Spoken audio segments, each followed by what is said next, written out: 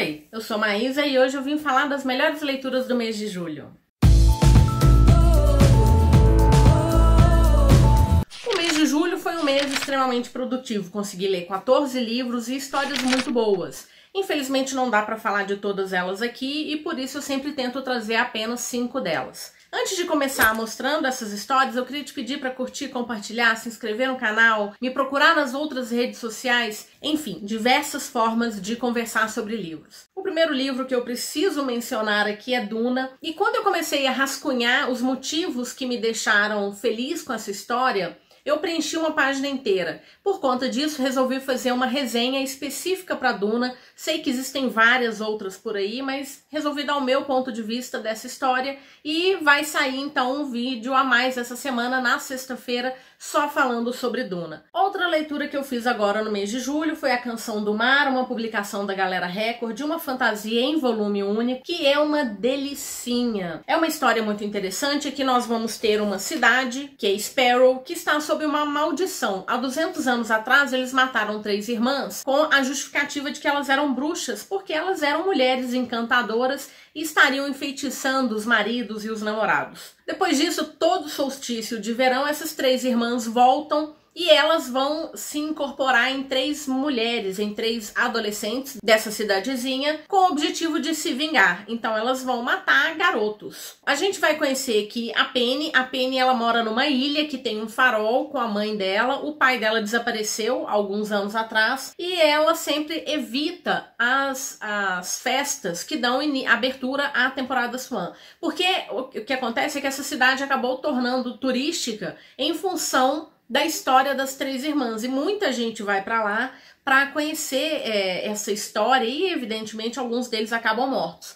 Mas as pessoas vão mesmo pelo turismo. A Penny, ela evita ficar junto dessas festividades porque ela não quer ser possuída por uma das irmãs. Mas nesse ano uma amiga acaba convocando a Penny, então ela vai para essa festa e são adolescentes fazendo o que adolescentes fazem de melhor. Se existem 3 fantasmas que podem possuir 3 dessas garotas, por que não fazer uma festa na praia? Eles fazem essa festa até que escutam uma música que é justamente o que dá abertura a essa temporada. É como se fosse o canto do mar dizendo que 3 adolescentes vão se tornar as irmãs Swan durante essa temporada. Bom, a Penny vai encontrar com o Bo. O Bo é um jovem que veio muito misterioso, ele não veio pela temporada, ele veio aí com um objetivo que a gente vai conhecendo ao longo do livro, e ele acaba indo parar na ilha junto com a Penny porque ela precisa de alguém para fazer o farol funcionar, então ele se candidata para esse emprego. E a partir daí nós temos esse desenvolvimento da história, a gente vai entender um pouquinho mais por que essas 3 irmãs morreram, o que aconteceu com essas irmãs,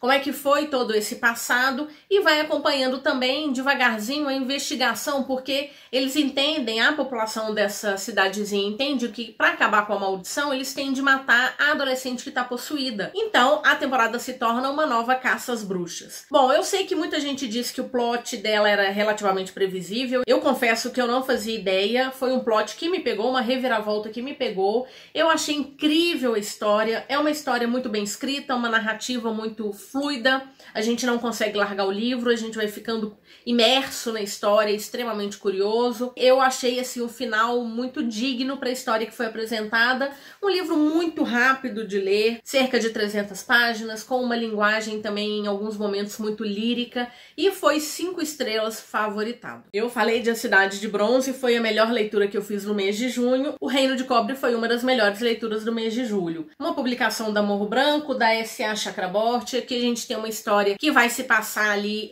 ao redor do Cairo, no deserto, numa cidade mágica que é Devabad, e a gente tem uma protagonista que durante muitos anos viveu como humana e de repente ela descobre que tem uma parte do sangue dela que é mágico. 5 anos se passaram desde os acontecimentos de A Cidade de Bronze e nós temos uma Nahri que está de certa forma acuada, esperando alguma coisa acontecer para tirá-la das mãos do Ghassan, do rei Ghassan. Ela está casada com Muntandir, que é o emir, filho do rei, e o Ali estava longe, o pai dele mandou ele para longe, mas ele acaba voltando, tentando não trazer muito spoiler, né? Que é difícil, é um segundo livro, mas o final de A Cidade de Bronze, ele trouxe uma reviravolta e a gente vai ver as consequências da reviravolta do livro anterior. Então, o livro tem muita política, muitas traições, muitas reviravoltas, uma Nahri se tornando mais e mais empoderada, e eu gostei bastante disso. O Ali também muda muito nessa história em relação ao livro anterior.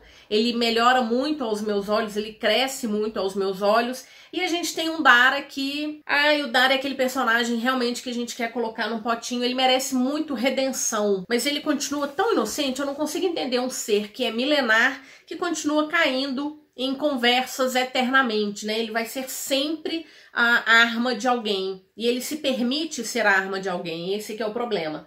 Enfim, uma história incrível que, de novo, terminou com uma reviravolta assim, impressionante. Eu quero muito ler a continuação, espero que ela não demore. Acho que ela acabou de sair lá fora e eu espero que ele chegue logo aqui no Brasil, porque eu quero muito concluir essa trilogia. Saindo um pouco das fantasias e ficções científicas, fiz essa leitura pro blog Coisas de Mineira, então a resenha completa já está lá no blog, vou deixar aqui o link se você tiver curiosidade. É o Clube do Crime das Quintas-Feiras, uma publicação da Intrínseca, do Richard Osman. É uma história de um suspense policial, mas ela é divertidíssima, porque aqui nós temos senhores e senhoras com 70, 80 anos de idade que resolvem fazer mais das suas tardes de quinta-feira do que ficar discutindo ópera ou jogando quebra-cabeça ou qualquer coisa que se imagine que senhores façam numa casa de repouso. Eles resolvem elucidar crimes antigos. Uma dessas antigas integrantes, ela era uma policial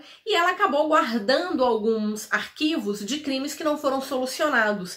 E eles se juntam ali nas quintas-feiras, e o nome é justamente porque era o único dia que a sala que eles utilizam estava disponível. Eles usam das tardes das quintas-feiras para avaliar alguns desses crimes. Acontece que um desses crimes acaba acontecendo muito próximo a eles, e eles ficam empolgadíssimos, porque ao invés de solucionar um crime passado, antigo, eles têm a oportunidade de desvendar um crime atual que aconteceu quase que no quintal da casa deles. Então eles vão se envolver com esse novo crime, depois mais um outro crime acontece, eles vão descobrindo aí uma série de mistérios. O que eu gostei nessa história é que ela subverte muito a visão que muitas pessoas ainda fazem da terceira idade ou da melhor idade. E eles brincam muito, inclusive tem uma dessas personagens que ela usa dessa aparente fragilidade da sua idade para conseguir resolver um monte de segredos que a gente tem nessa história. Outro ponto que eu acho interessante é que, a princípio, parece que tudo o que acontece está interligado, porque eles conseguem fazer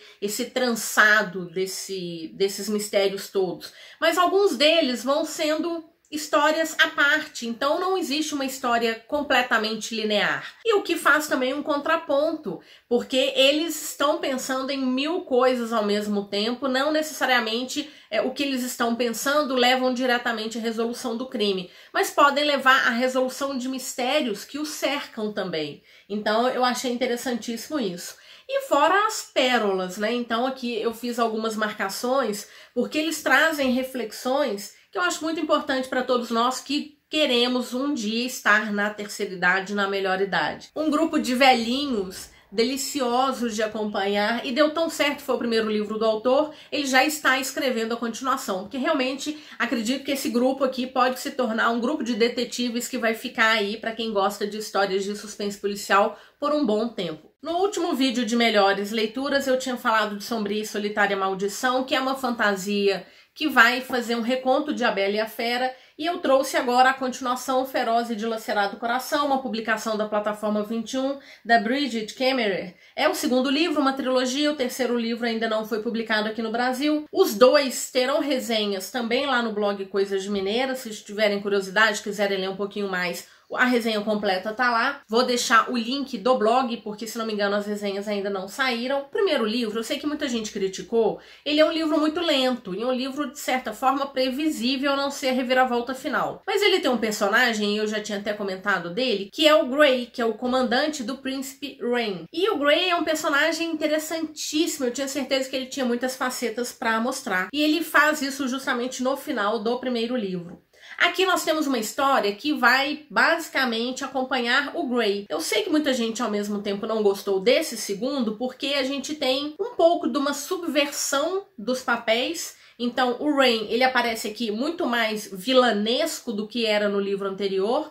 Ele era o monstro no livro anterior, ele quebra a maldição, mas aqui ele se torna um outro monstro. A Harper, que é uma personagem fantástica, eu tinha comentado que eu gosto muito dela, ela é uma personagem que tem paralisia cerebral e ela é fantástica, né? Guerreira, determinada, ela aprende a acreditar na força dela. Ela quase desaparece aqui, realmente ela aparece muito pouco, muito diminuída do que ela apresentou no primeiro livro. E aqui a gente tem mesmo o Grey e uma personagem nova que é a Liamara. A Liamara é filha da rainha do reino que estava tentando tomar Emberfall. E a Liamara, apesar de ser a filha mais velha, ela não é aquela que foi escolhida pela mãe para ser a rainha, porque ela é muito solidária, ela é muito pacifista. E a mãe é uma mãe guerreira que acha que tudo tem que ser conquistado na ponta da sua espada. Então ela escolhe a filha mais nova, que é a Nola Verin, para substituí-la em algum momento. E ela quer uma aliança com Emberfall. E ela tenta obrigar o príncipe Rain a casar com a filha dela, porque aí assim ela teria o controle de Emberfall e do caminho até o porto. Afinal de contas, o que ela está preocupada mesmo é com uma questão econômica, né? Ela tem um reino que está longe nas montanhas e ela precisa do porto para ter uma economia ativa. Bom, o Grey, ele sabe um grande segredo, que é quem é o herdeiro. Existe um herdeiro, um primeiro filho, um primogênito, e que é um herdeiro que tem mágica. Ele é filho de uma das feiticeiras. O Grey, sabedor desse segredo, ele resolve se afastar para não trazer nenhum problema pro príncipe, e o príncipe acaba fazendo uma grande caçada ao Grey, porque ele quer saber o nome desse herdeiro para mandar matá-lo, né? Afinal de contas, ele é uma pessoa que tem magia, e o príncipe ficou 5 anos aí refém de uma magia, ele não quer isso novamente. Enfim, gostei muito, personagens novos que são apresentados. A Liamara é uma personagem interessantíssima. A gente tem uma criatura mágica aqui, que é chamado de Rasvador, que eu acho que ele vai trazer muito mais contribuição no próximo. Ele já foi um personagem diferente aqui, mas eu acho que ele pode trazer muito mais. E eu acho que aqui a gente tem personagens com mais densidade, sabe? Eles têm mais facetas. Não é só aquela coisa de bem e mal, não. Então, por conta disso, eu resolvi trazer esse livro também para indicar. Eu dei 4,5 estrelas e foi um livro favoritado também. E o último livro que eu queria mencionar, que foi uma leitura sensacional que eu fiz no mês de julho, foi Corrente de Ouro, da Cassandra Clare,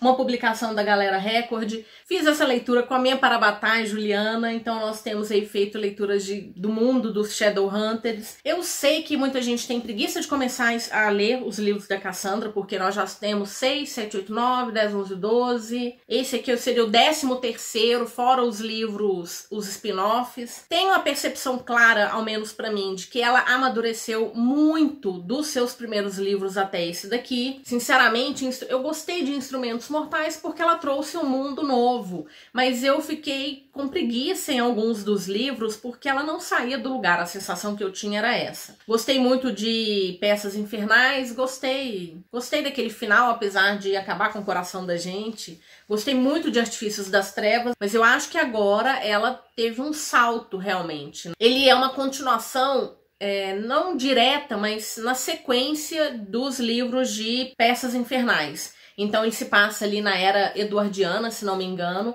São os filhos dos personagens que a gente conheceu em Peças Infernais. Então nós temos principalmente o James e a Lucy, que são filhos do Will e da Tessa. Além deles, nós temos então os filhos do Gideon, os filhos do Gabriel, nós temos a filha da Tatiana, Blackthorn, e é uma Londres que passa por uma tranquilidade. Não há ataques demoníacos há algum tempo, então esses jovens crescem com muita tranquilidade, eles nunca tiveram presentes numa batalha, efetivamente. Mas com a chegada da família Blackthorn e com a chegada da família da Cordelia, que tá aqui na capa do livro, com a Cortana, que é uma espada que a gente já ouviu falar bastante dela, com a chegada dessas duas famílias, as coisas começam a mudar. Começam a acontecer ataques demoníacos. Esses demônios, eles têm um veneno que pode levar à morte os caçadores de sombra. Claro que nós temos jovens que são o James, a Lucy, o Thomas, o Christopher, a Anna, o Matthew, a própria Cordelia, que vão investigar o que está acontecendo nesse mundo. Então, primeiro, o que é preciso dizer é, se você não leu nada da Cassandra Clare, você pode começar a ler a partir de As Últimas Horas. Por quê?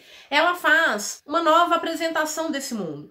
que pode parecer lento, mas sinceramente eu achei extremamente fluido. Aqui os capítulos estão menores, muita gente reclama que Artifícios das Trevas, os capítulos são muito longos, eu acho mesmo. Aqui os capítulos são menores, muito fluido de ler. Nós continuamos tendo muitas reviravoltas, o livro quase todo a gente tem uma nova reviravolta a cada 3, 4, 5 capítulos. E representatividade. Nós temos um personagem aqui que é a Ana, que é, assim, uma delícia. Agora eu tô na dúvida se ela é filha... Ela é sobrinha do Will, é filha da Cecily. É uma personagem, assim, incrível. O Magnus faz a aparição dele aqui, porque se não tivesse a aparição dele a gente não ficaria feliz. Mas muito interessante, muito bem construído, termina de uma forma, assim, que dá alguns sustos. E eu gostei muito, muito mesmo. Adorei fazer essa leitura, Ju. Agora a gente espera a Corrente de Ferro para continuar, para saber para onde é que vai essa história. Bom, foram essas leituras. Eu também gostaria de mencionar Gótico Mexicano, que é uma história que a Darkside trouxe, muito diferente, é um terror, que eu estava com medo, porque eu não sou muito de ler terror, mas gostei de fazer essa leitura, foi uma leitura coletiva com o Clube do Livro BH. Também fiz a leitura da Escola do Bem e do Mal, volume 4, que deve sair um filme, até acho que ficou pro ano que vem. E também fiz a leitura de A Cidade dos Fantasmas, uma trilogia, o segundo livro sai agora no final do ano, da Galera Record, da Victoria Schwab. Uma história divertidíssima, né, com fantasmas, com um fantasma muito gracinha, e que é uma história que vale a pena também. Acho que eu dei 4 estrelas pra ele, e ele vai se passar grande parte dele na Escócia nesse primeiro momento, então vale a pena também conhecer. Então foi isso, espero que vocês tenham gostado. Foram histórias incríveis, me diverti bastante no mês de julho, empolgada agora pro mês de agosto. Vocês já viram aí as histórias que eu pretendo ler. Se você gostou do conteúdo, se ficou até agora, curte, compartilha, se inscreva nesse canal, me busque nas outras redes sociais, estou muito presente no Instagram, o meu diário de leitura é o Scooby, então se tem curiosidade, vem me acompanhar por lá também, vamos trocar uma ideia. Espero que agosto traga ótimas histórias e que a gente possa se encontrar novamente no próximo vídeo. Muito obrigada, abraços e até mais.